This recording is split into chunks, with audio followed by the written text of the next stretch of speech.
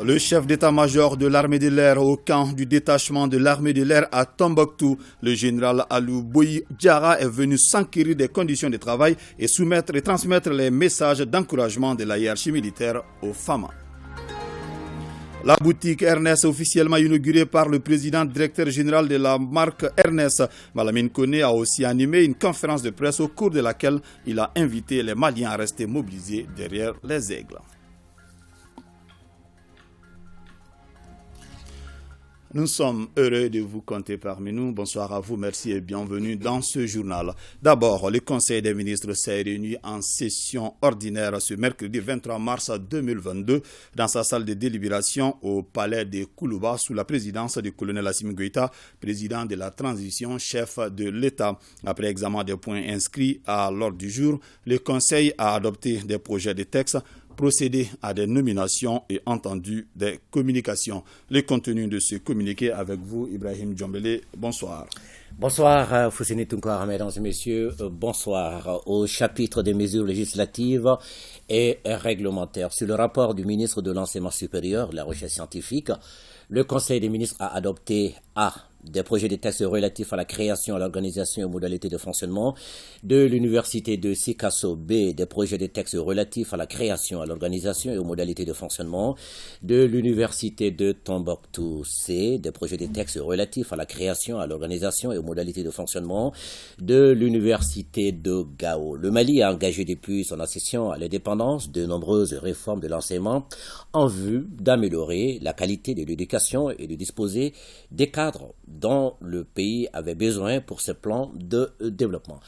Malgré les résultats encourageants enregistrés dans la mise en œuvre de ces réformes, l'enseignement supérieur reste confronté à des difficultés liées, entre autres, à l'évolution des effectifs des étudiants toujours croissants, à la faiblesse des capacités d'encadrement et de gestion et à l'insuffisance des infrastructures et équipements. Pour pallier ces difficultés, le gouvernement a décidé de diversifier l'offre de formation et de l'adapter aux besoins de l'économie locale par le développement des pôles universitaires régionaux. L'adoption des présents projets de texte permettra de doter la région concernée d'universités composées de structures de formation et de recherche en fonction des potentialités de la région, de campus pédagogiques et sociaux avec des équipements nécessaires. À terme, le gouvernement prendra les dispositions utiles pour doter chaque région administrative d'une université en vue d'une valorisation des potentialités existantes au niveau local.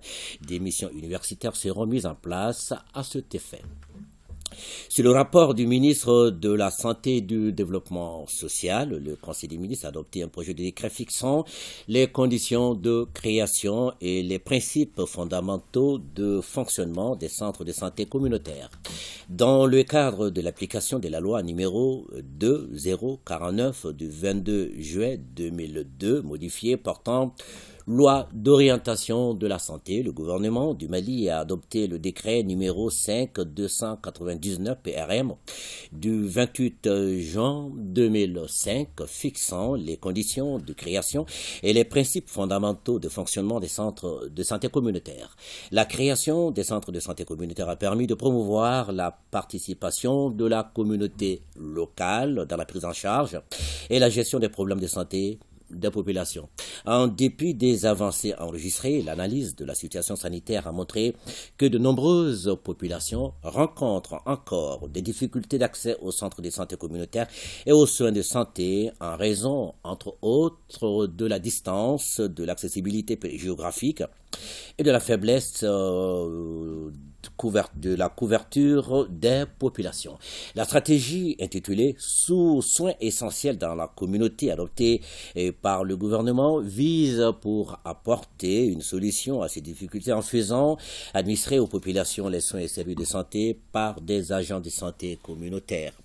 Le projet de décret est initié pour prendre en compte les évolutions constatées dans le secteur afin de pérenniser les acquis de la mise en œuvre de la stratégie soins essentiels dans la communauté. Les innovations apportées sont entre autres la possibilité pour les centres de santé communautaire de relever leur plateau technique en cas de nécessité et dans des conditions précise, avec l'autorisation du ministre chargé de la Santé, la fourniture de soins et de services de santé dans les villages, fractions au quartier, par les agents de santé et relais communautaires sous le contrôle du centre de santé communautaire. L'adoption du présent projet de décret permettra d'étendre la couverture sanitaire dans le respect des normes requises. Au chapitre des mesures individuelles, le Conseil des ministres a procédé à des nominations. La liste nominative des intéressés est disponible sur le site web du secrétariat général du gouvernement, c'est le www.sgg-mali.ml et dans le journal L'Essor. Au chapitre des communications, le ministre de la Santé et du Développement social a informé le Conseil des ministres de l'évolution de la maladie à coronavirus marquée par une augmentation du nombre de cas testés positifs par rapport à la semaine précédente. Le président de la transition, chef de l'État, a appelé la population au respect strict des mesures de prévention et de lutte contre la maladie. À vous, Fousseni Tounkara. Merci beaucoup, Ibrahim Djambélé. Merci. Série d'audiences au Conseil économique, social et culturel. Le président Yacouba Katile a reçu ce matin les membres du Comité national de tutelle et de suivi et le Conseil national de la Chambre des administrateurs des biens et agents immobiliers. Le compte rendu de ces deux audiences avec Modibo Mariko. Bientôt le démarrage d'une vaste campagne d'étiquetage des lampes électriques et autres appareils électroménagers dans notre pays. Une campagne qui s'inscrit dans le cadre de la mise en œuvre du plan d'action du programme régional pour l'énergie durable dans les pays de l'UEMOA et qui sera piloté par les CNTS, Comité national de tutelle et de suivi. Et c'est pour parler de ce projet et du code d'efficacité énergétique dans la construction des bâtiments neufs que le président du Conseil économique, social et culturel a reçu en audience les membres du CNTS. Le premier code sur l'étiquetage a pour objectif d'éclairer le choix des acheteurs et des consommateurs lorsqu'ils se rendent sur le marché. C'est-à-dire que lorsque vous payez une ampoule, quelle est l'ampoule qui consomme le moins d'énergie sur le marché? Il y a un certain type de lampes qui sont concernées par la directive, notamment les lampes fluo linéaires et compactes, plus les lampes à diode, etc., etc. Maintenant, il y a aussi les climatiseurs qui sont concernés, plus les réfrigérateurs et les congélateurs. Nous bénéficions de l'appui du Conseil économique, social et culturel dans la mise en œuvre de ces deux directives. Demander l'accompagnement du président du Conseil économique, social et culturel, c'est aussi l'objectif du Conseil national de la Chambre des administrateurs des biens et agents immobiliers. Une organisation fêtière créée il y a une trentaine d'années et dont les responsables sont maintenant décidés à faire le ménage dans leur secteur d'activité. À peine une année, 2 ans après la promulgation de la loi nous régissant, on se rend compte déjà que cette loi a des insuffisances. Parce que les deux professions d'administrateur de biens et d'agent immobilier, en réalité, dans l'exercice de nos fonctions, on constate qu'il y a confusion. Donc on a dit au président du Conseil qu'on sollicite son accompagnement pour la relecture déjà du jeune texte de loi, pour qu'il ait un seul agrément, une seule carte professionnelle, pour les deux. Le président Yacouba Katile, selon ses interlocuteurs, leur a assuré de son soutien, mais non sans aussi leur donner des directives et conseils devant les orienter en vue du plan d'essor économique de leurs secteurs respectifs. Après le Conseil économique, social et culturel, le Comité national de tutelle et de suivi CNTS Mali a été reçu par le président du Haut Conseil des collectivités du Mali. Les échanges ont porté essentiellement sur le projet relatif à l'étiquetage des appareils électroménagers, un système souhaité en vue d'accroître l'utilisation des appareils électriques économes en énergie par les consommateurs, à savoir les lampes électriques, les réfrigérateurs, entre autres. La primature continue son opération d'implantation de forage. Ce matin, 2 châteaux d'eau ont été inaugurés à Bakodjikroni Plateau. Ces réalisations s'inscrivent dans le cadre des œuvres sociales du président de la transition, Boubacar Bablentouré. Fini les longues files d'attente à Bakodjikroni Plateau à la recherche de cette denrée indispensable qu'est l'eau. Les habitants du quartier viennent de bénéficier gracieusement de 2 châteaux d'eau d'une capacité totale de 30 000 litres. Toute une joie pour les bénéficiaires. Nous, on peut quitter ici jusqu'à en bas, jusqu'à vers l'autre Bakodjikroni là, pour aller prendre l'eau. Mais aujourd'hui, nous sommes très contents parce que nous avons eu 2 forages tout juste à nos côtés. On ne fait que s'élever le matin de bonne heure, mais pour aller faire le rang derrière l'eau là, c'est fini, grâce au gouvernement. de la transition. Vraiment, c'est une aubaine pour la mosquée et encore pour le quartier de Bako-Djikoroni Plateau. C'est venu à bon moment parce que la population était dans les besoins et plus particulièrement la mosquée était dans les besoins parce que nous, on n'avait même pas de robinet. Vraiment, nous sommes très heureux et nous sommes très contents. Nous souhaitons bon vent à la transition.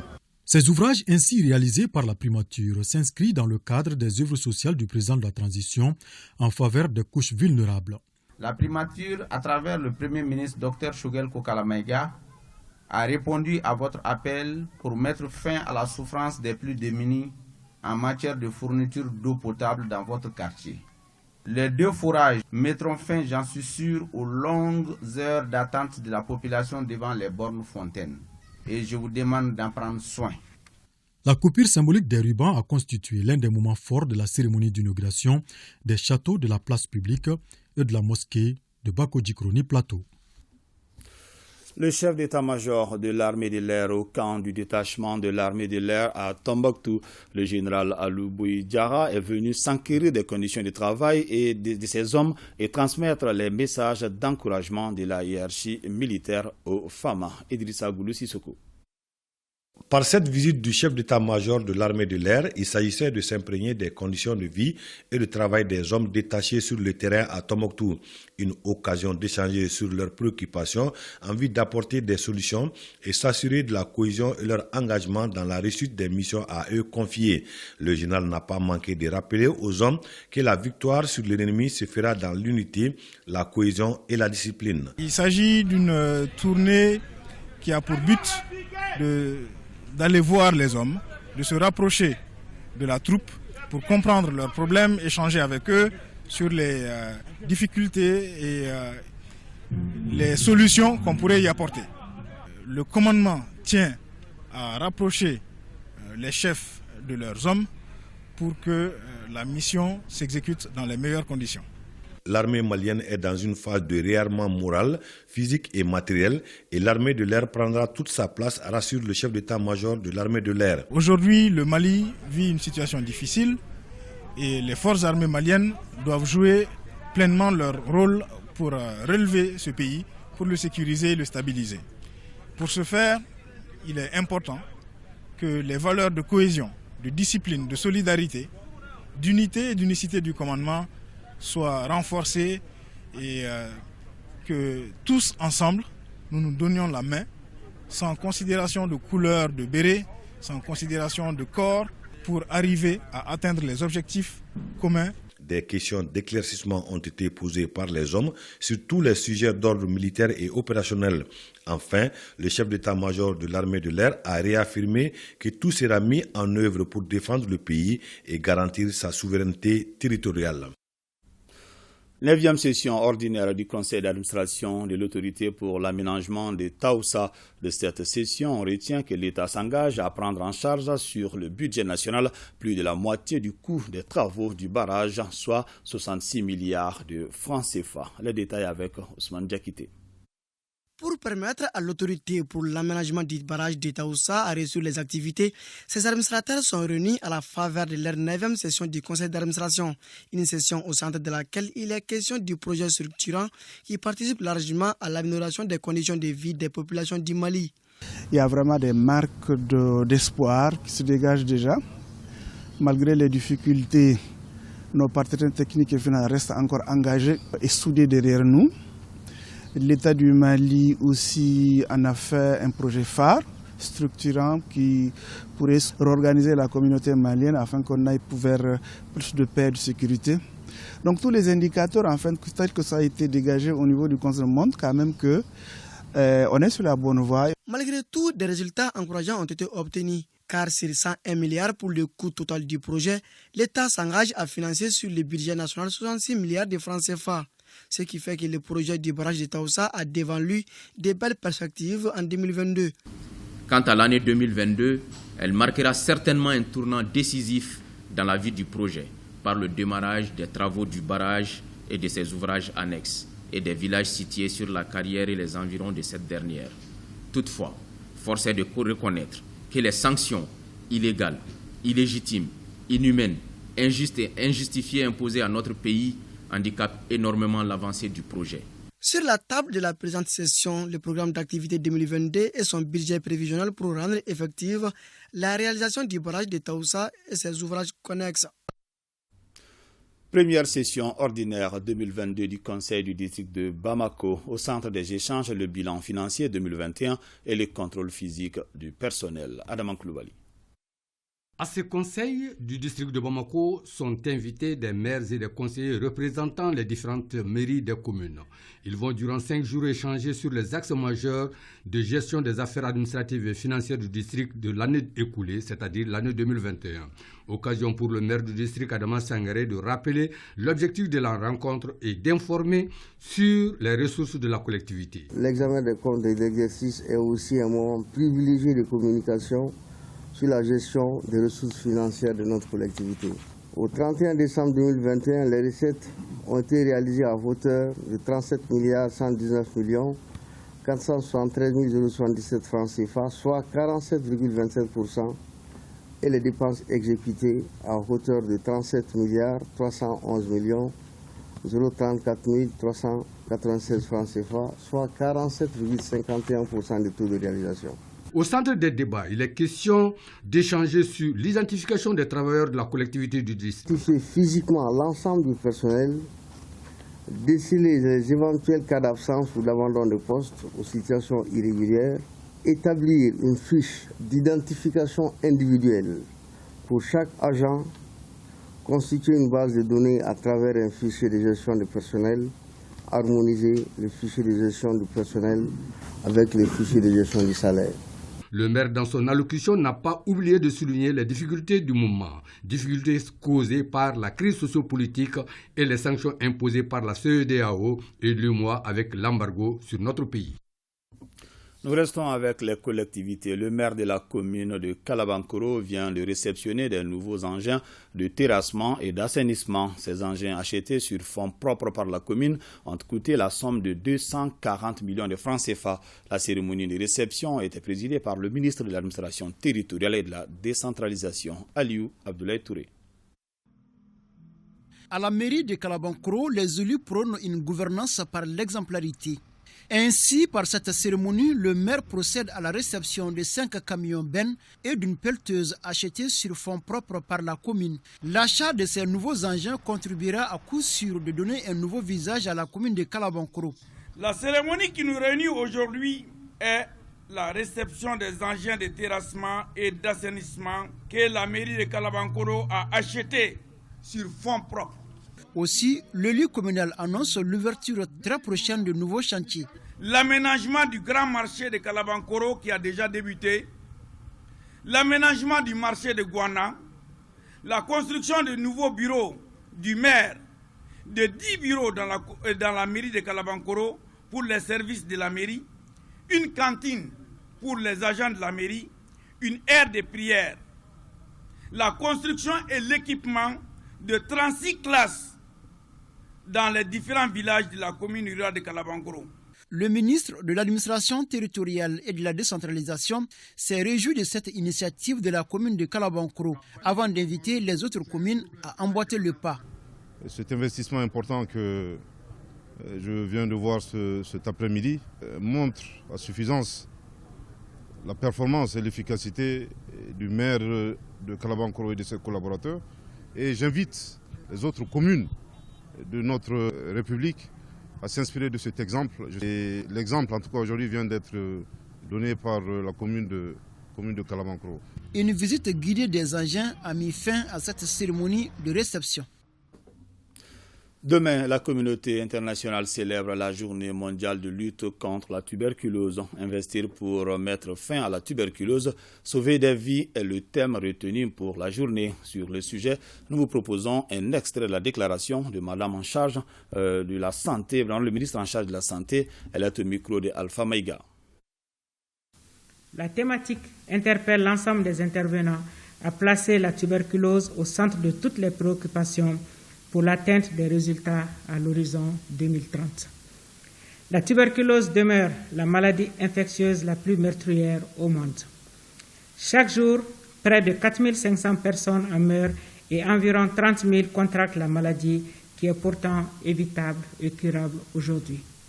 Mes chers compatriotes, le gouvernement du Mali et ses partenaires, conscients de l'ampleur et de l'impact de la maladie en termes de santé publique, se sont résolument engagés à mettre fin à la tuberculose. La situation de la tuberculose au Mali en 2021 est à l'image de la situation mondiale. Mes chers compatriotes, le gouvernement du Mali, à travers mon département, œuvrant pour mettre fin à la tuberculose et sauver davantage de vies, s'est résolument engagé à rendre disponibles les structures et le personnel compétents pour répondre aux besoins des patients et de leur communauté, les médicaments et autres intrants et les soins au niveau communautaire. Tous ensemble, nous vaincrons la tuberculose. Point Covid du jour, les services de santé ont enregistré 5 nouveaux cas positifs sur 883 tests réalisés, 3 patients guéris et 0 décès. À ce jour, 46 patients sont sous traitement. La coordination des associations, des mouvements, plateformes et syndicats indépendants du M5-RFP a animé cet après-midi un point de presse pour apporter son soutien aux autorités de la transition. Là-dessus, nous vous proposons de suivre la déclaration de Tahirou Diko, président de cette coordination. Il est au micro de Mamadou Fane. La coordination des associations, mouvements, plateformes et syndicats libres et indépendants, en toute responsabilité, a décidé d'organiser un point de presse pour rendre publique sa déclaration sur la situation socio-politique du pays. Et profiter de la même circonstance pour féliciter et encourager les autorités de la transition à poursuivre les bonnes œuvres entamées depuis le début du processus de rectification de la transition, notamment le renforcement de la sécurité caractérisé par la montée en puissance de nos forces de défense dans les zones inondées et exondées du centre de notre pays. Le retour de nombres importants et croissants de déplacés volontaires. La promotion de la bonne gouvernance, notamment des actions engagées dans la lutte contre la corruption, l'impunité et la délinquance financière. Exhorter les autorités de la transition à ne pas céder en aucune manière et en aucune façon sur le chronogramme du 24 mois proposé. Au regard de toutes ces œuvres inestimables citées ci-dessus, la coordination des associations, mouvements, plateformes, syndicats libres et indépendants, signataires du mouvement du M5-RFP, exhorte le président de la transition, chef de l'État, son Excellence colonel Assimi Goïta, et son Premier ministre, Dr Shogel Kokala Maïga, président du comité stratégique, à persévérer, à redoubler d'ardeur et à pérenniser la continuité de ces bonnes actions. La situation sociopolitique du Mali pendant la transition et le rôle que doit jouer la population pour une transition réussie. Ces sujets ont été débattus à Kangaba lors d'une conférence populaire organisée par une délégation du collectif pour la refondation du Mali. Batraoré et Aliou Touré de retour de Kangaba. Du monde à la place publique de Kangaba, c'est lundi 21 mars 2022. Les populations sont venues de tous les villages de la localité pour échanger avec la délégation du Kourema, collectif pour la refondation du Mali. C'est le sujet au menu de la rencontre, la situation actuelle du Mali. Ce que nous tient à cœur, c'est surtout de parler à la population afin que la population puisse comprendre au juste ce qu'est une transition. C'est-à-dire que ce que nous voulons est que l'état dans lequel se trouvait le Mali, que les gens prennent conscience qu'on doit tout faire pour se mettre ensemble, faire une synergie, afin de mettre le vrai développement du Mali en place. Certains participants jugent les débats très constructifs et instructifs.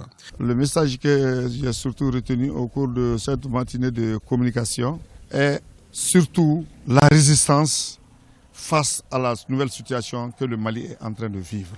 Que le peuple soit soudé, uni, solidaire et résistant face à la pression de l'extérieur. La jeunesse en a profité pour présenter certaines doléances à la délégation du Kourema. Nous sommes dans l'insécurité totale. Et en dehors de cette insécurité aussi, nous avons d'autres problèmes. Par exemple, on n'a pas d'accès ici, on n'a pas de route. Et l'autre problème aussi, la jeunesse est désœuvrée, la jeunesse n'a pas de boulot. Dernier acte de la rencontre, la remise d'exemplaires du drapeau national au préfet de Kangaba pour les chefs de village. Il s'agit, à travers ces gestes, d'accorder à ces représentants une importance dont ils ont droit dans la refondation du pays, selon le président du Kourema. Retour à l'intérieur du pays. Suite à l'attaque perpétrée contre les populations de plusieurs localités de la région de Ménaka, des dizaines de familles se sont déplacées vers la capitale régionale. Ces familles déplacées ont reçu la visite du gouverneur de la région de Ménaka. Nous l'écoutons au micro de Mohamed Lamine Maïga. Au nom de tous les responsables de la région de Ménaka, dont certains m'accompagnent, nous savons tout ce que la population a enduré et ce qu'elle est en train d'endurer depuis ces tristes événements. Malheureusement, c'est des choses qu'on ne peut pas toujours prévenir et ça vient avec les conséquences que nous devons gérer, malheureusement dans une situation de crise pour notre pays. Mais dans tous les cas, le gouvernement fera face à ses responsabilités, aussi bien que de l'assistance en cas de besoin. Et c'est pour cette raison que nous venons voir, ne serait-ce qu'une partie de ces déplacés-là, les autres étant très distants sur différents sites. C'est pour leur apporter tout le soutien du gouvernement, aussi bien que des autorités de la région de Ménaka. Des dispositions seront prises au niveau du gouvernement, aussi bien qu'au niveau des organisations humanitaires, des ONG humanitaires et autres, pour qu'elles soient assistées. Toutes les populations qui ont besoin d'assistance soient assistées. L'Union européenne apporte son soutien à l'État dans la lutte contre le travail forcé des enfants. Elle vient de financer à travers les ONG World Vision et Stop Sahel un projet pour promouvoir l'exercice des droits des enfants dans les régions de Mopti et Badjangara. Boubacar Sankare. Financé par l'Union européenne à plus de 689 millions de francs CFA, le projet PCDM, promotion d'un environnement soutenant l'exercice des droits des enfants victimes des pires formes de travail et des mineurs migrants déplacés et réfugiés au Mali, intervient dans les cercles de Mopti, Djéné, Banyangara et Bankas.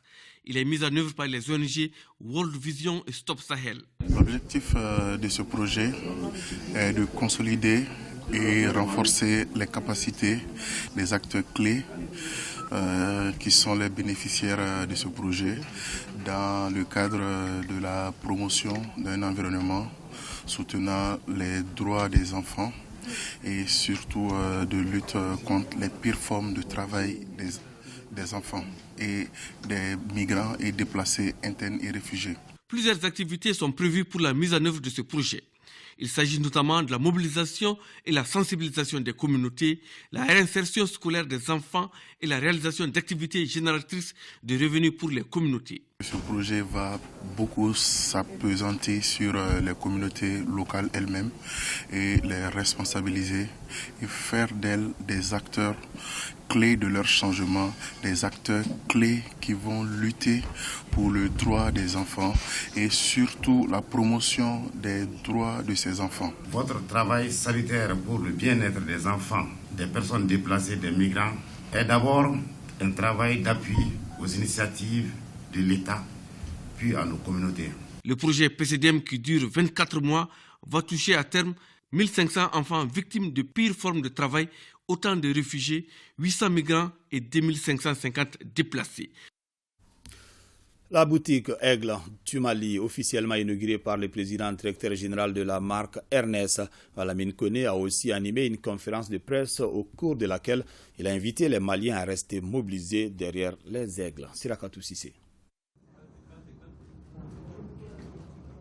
Équipementier officiel des Aigles du Mali de football, toutes sélections confondues, Ernest de notre compatriote Malamine Koné est à Bamako pour rencontrer la FEMA Foot et inaugurer la boutique dédiée aux Aigles. Toute la gamme y est.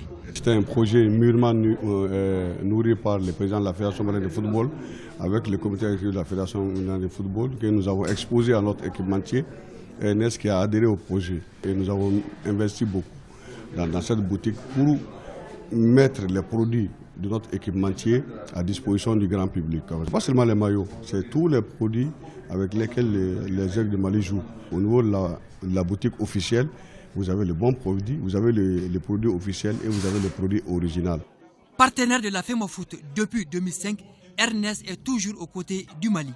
Je suis heureux de revenir à la maison, surtout pour assister à un événement aussi important que le match qu'on va jouer vendredi face à la Tunisie.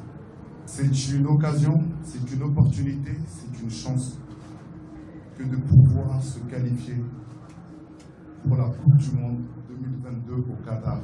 C'est une chance, mais elle est méritée parce que les joueurs ont fait ce qu'il faut. On doit réunir nos idées, nos forces pour construire ce nouveau Mali dont on rêve tous.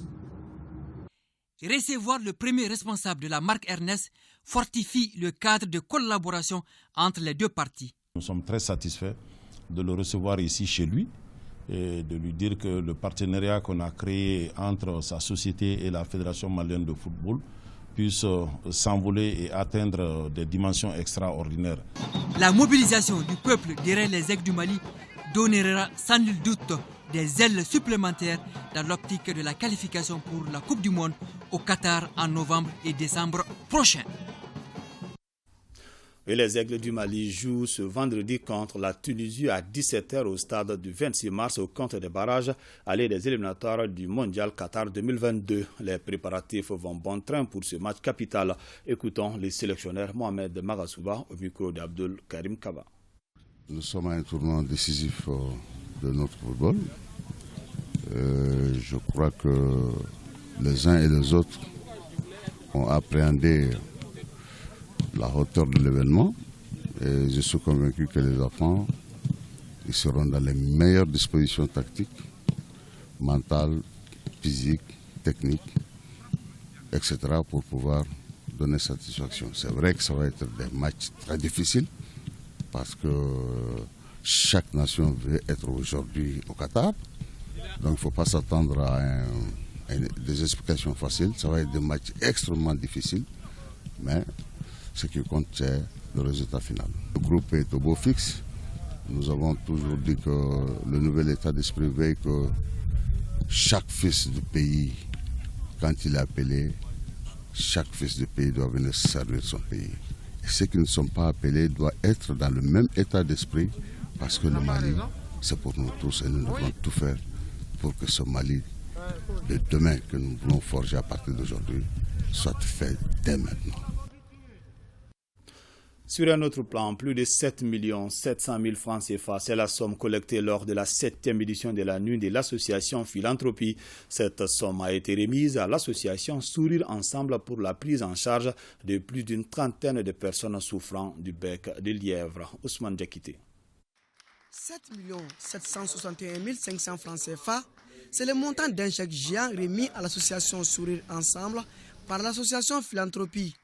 Un montant qui servira à faire la prise en charge de plus d'une trentaine de personnes victimes de la maladie du bec de lièvre. C'est l'aboutissement logique de la 7e édition de la Nuit de la Philanthropie, qui est une cérémonie de récompense des acteurs de l'action humanitaire à la fois. Et nous profitons chaque année de mettre en place aussi un phénomène social et nous mobilisons des fonds pour aider ce phénomène-là. Et pour la 7e édition qui s'est déroulée le 13 novembre, le phénomène social à mettre en exergue, c'était la maladie du bec de lièvre. Et l'objectif, c'était de mobiliser suffisamment de fonds pour la prise en charge d'une dizaine d'enfants victimes de cardiopathie congénitale. Ces fonds qui viennent d'être levés donnera des sourires à ceux qui seront pris en charge. Une manière de dire que l'indifférence est inhumaine et la compassion est naturelle. Ça va quand même permettre à certains enfants de sourire avec nous en réalité. Notre intervention, elle est gratuite. Donc, mais c'est des personnes de bonne volonté qui nous accompagnent dans la prise en charge de ces malades-là. Ce n'est pas destiné aux enfants seulement, mais c'est toute catégorie. Toute personne qui a cette maladie qu'on appelle bec de lèvre sont les bienvenus dans notre association pour un traitement digne de qualité. Plus qu'un mot, la solidarité est tout simplement un comportement. Du cinéma, on en parle aussi dans ce journal. Tan, le long métrage de 2h25 a été projeté pour la première fois ce mercredi à l'Institut français de Bamako. Cette œuvre de Aliouni Franjai a été réalisée entre Bamako et Séléngué. Le tournage a duré environ une année.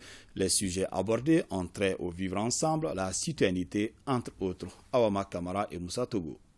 Kanu, Kanabla, Ani Badinyakam.